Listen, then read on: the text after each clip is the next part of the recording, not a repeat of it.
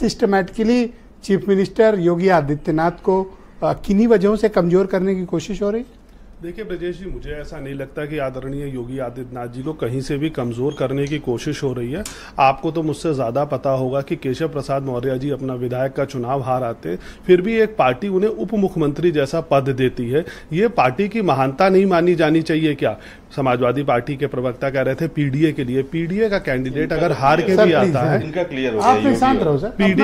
PDA का candidate अगर हार के भी आता है तो भी पीडीए के कैंडिडेट को भाजपा उप मुख्यमंत्री जैसा पद देकर सुशोभित करती है। हाँ, ये हमें लगता है कि जो इंटरनल खबरें आ रही हैं या जिस तरीके की घटनाओं की सूचना आ रही है, शीर्ष नेतृत्व को उससे जल्दी से जल्दी एक्शन लेके उसे कुछ करना चाहिए, लेकिन कार्यकर्ता का मनोबल इसका इम्पैक्ट क्या पड़? वैसे आप एनालिसिस करते होंगे, ये जो कुछ भी आपसी कलह मची हुई है, ये तो पब्लिक डोमेन में, इसमें कोई अनुसंधान का कोई विषय है नहीं, इसका इम्पैक्ट क्या है?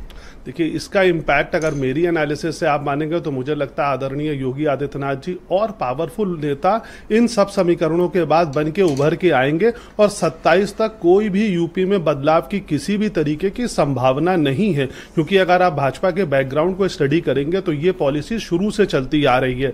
जब अटल जी और अडवाणी जी थे तो एक नेता सेकुलर हुआ करता था, एक हिंदुत्व की छवि लेके चलता था। उसके बाद जब आदरणीय प्रधानमंत्री जी नरेंद्र मोदी जी आए और 14 से ये वैक्यूम क्रिएट हुआ तो भाजपा इस तलाश में थी कि एक हिंदुत्व वाले चेहरे की उन्हें जरूरत थी, क्योंकि ये उनके एजेंडा का पार्ट रहता है। और 17 में जब यूपी में प्रचंड बहुमत आया तो उन्हें अपने इस एजेंडा को आप देख रहे होंगे कि 4 जून पहले तो था, पहले भी था, लेकिन इतना विजिबल नहीं था मतभेद जी। लेकिन 4 जून के परिणामों के बाद आप देख रहे होंगे कि वो विजिबल हो गया है जी।